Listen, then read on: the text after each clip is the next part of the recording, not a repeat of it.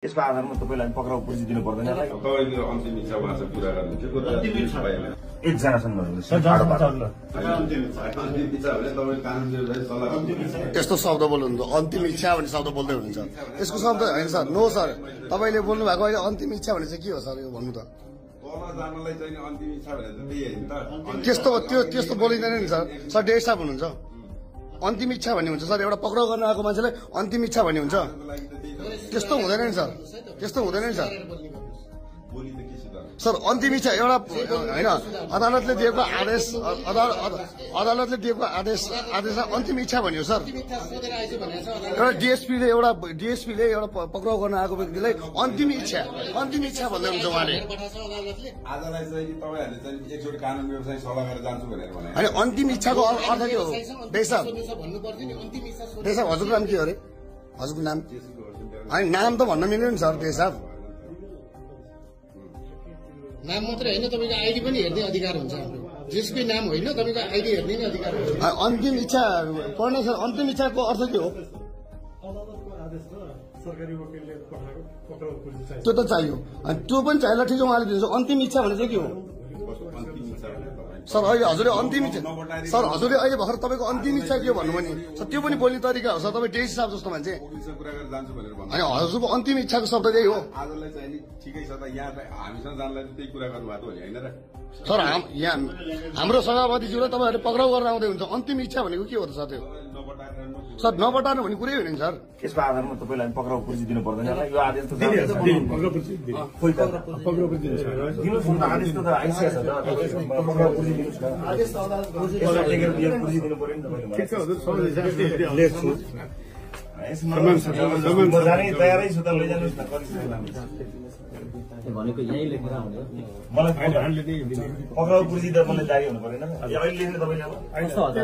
त्यो हजुरको आदेश आइसक्यो बोलेको अरू के चाहियो त हजुरलाई पक्राउ पुर्जी सुन्नुहोस् न तपाईँ मान्छे भन तपाईँ घरमा आएर तपाईँले यहाँ लेख्ने हो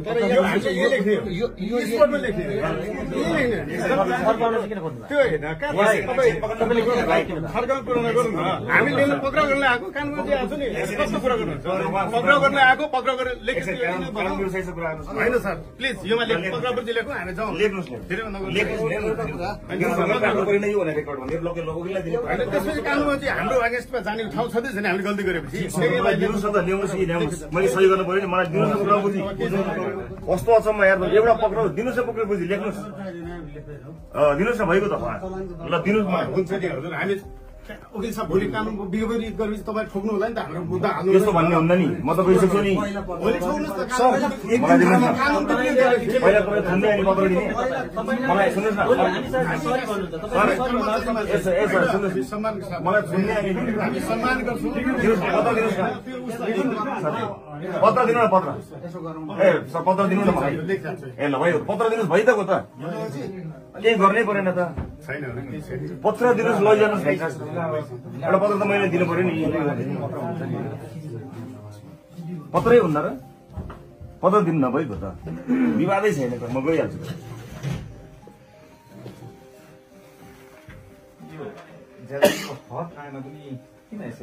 केही छैन उहाँहरूलाई गर्न दिउँ न केही छैन कानुन त कानुन बनाउने जस्तो लाग्छ त्यही गर्न दिनुहोस् मलाई केही आपत्ति छैन म तयार छु मैले यहाँको नाम सोध्नु हजुरलाई हजुर उसको नाम आवश्यक छैन पछि बुझिहाल्नु म 10 रुपियाँ दिन्छु त्यही राख्छु होइन साधारणभन्दा साधारण प्रश्न पनि आम नागरिकले सोध्दै गर्दा पनि तयारी भएर आउनुपर्ने होइन यो मेरो हकमा पर्दैन केही नियम कानुन केही लाग्दैन मलाई लाग्दैन सुन्ने हो केही फरक पर्दैन म तयार छु नि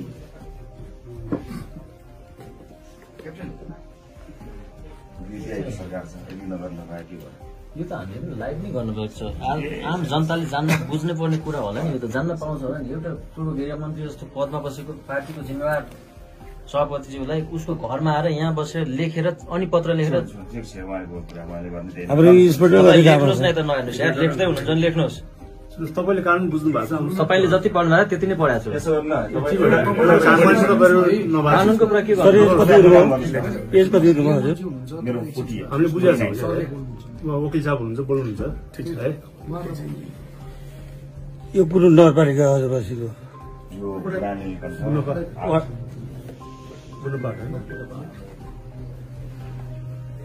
केही तयारी नगरी आज सबै मलाई सोध्छ यो त यही गर्नु त्यही भन्दादेखि अगाडि मेरो हकमा त्यस्तो सबैको हामी त्यही गर्छौँ पक्राउ चाहिँ स्पोर्टमा लेख्नु हुन्छ जहिले पनि खान तलासी चाहिँ पक्राउ चाहिँ सिङ्गो देशले देखाएको छ ठिक छ हजुरले बुझ्नु भएको छ सर यो पक्राउपट्टि दिँदैछ सर लेखेर सर मन्त्रीजी सँगै हुन्छ सर सँगै आउने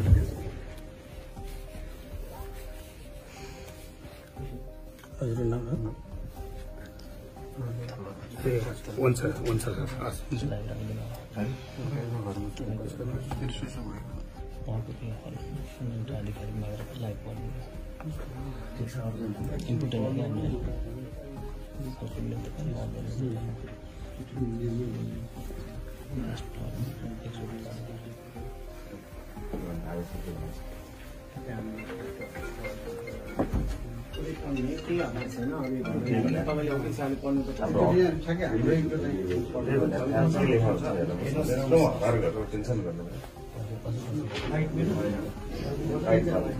हाम्रो कसैले होला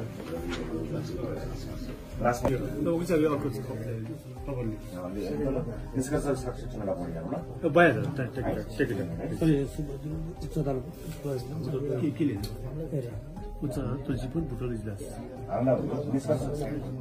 उच्च अदालत तुलसीपुर बुटोल इजलास उच्च अदालत तुलसीपुर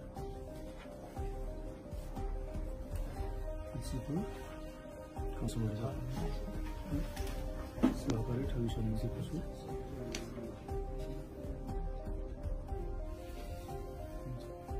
सहकारी ठगी समितिको छु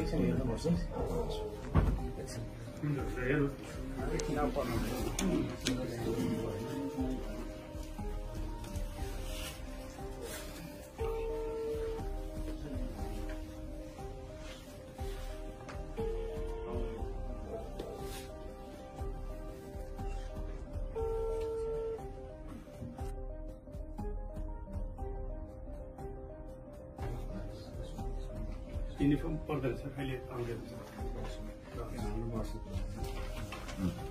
ठ्याक्कै कुरो यहाँ पढ्नु पऱ्यो नि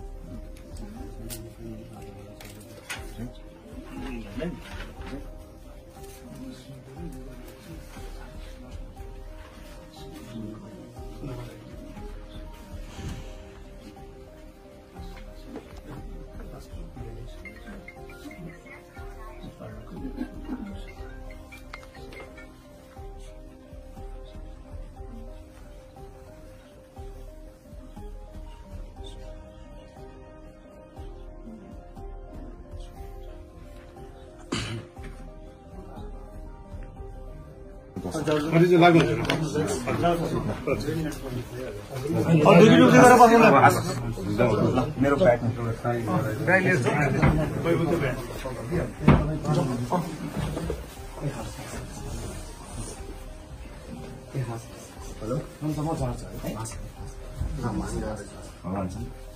न्याय जनता छ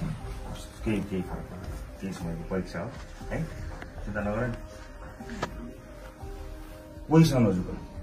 एकजनासँग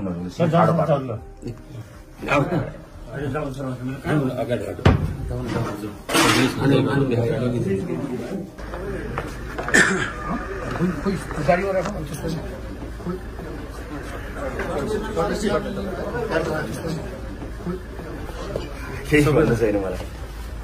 जनताले देखेका छन् बुझेका छन् आशा छ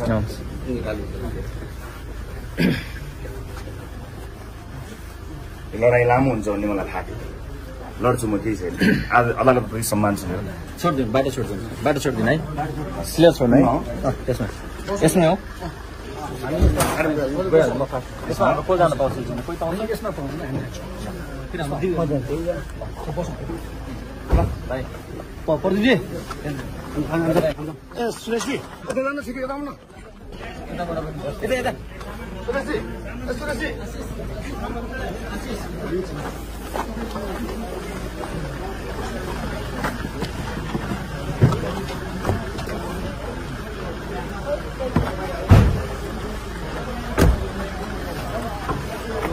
तिम्रो अहिले यो गाडामा चाहिँ के देखाउनु केही थाहा पर्दैन होला गेटमा चाबी चाहिँ छोड्दिनु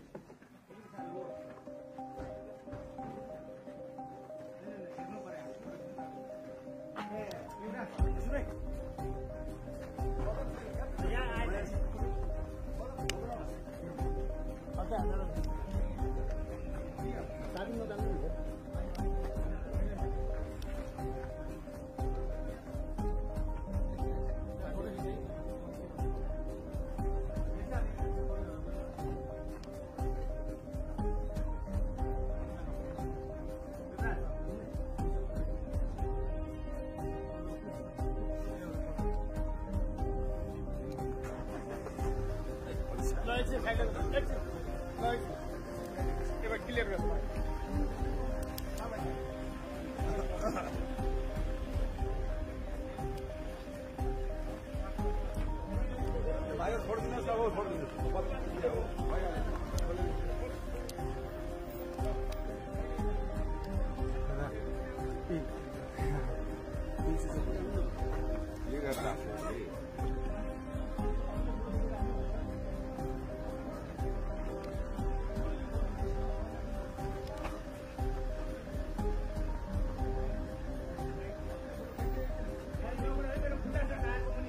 अरे मेरो साइन हो त साइन गरेको फोटो खिच्न देऊ न सानो कुरा यार फोटो खिच्नु यो उहाँको लागि हो कि हजुरले फोटो खिचेर राख्दै थियो सरलाई दिएको खै होइन सरलाई त्यो किन साइन नभएको पेपर किन दिनुभएको एउटा उहाँको हो एउटा हामीसँग रहने सरको उहाँको चाहिँ देखाउनु पर्छ कि अगाडि जाउँ त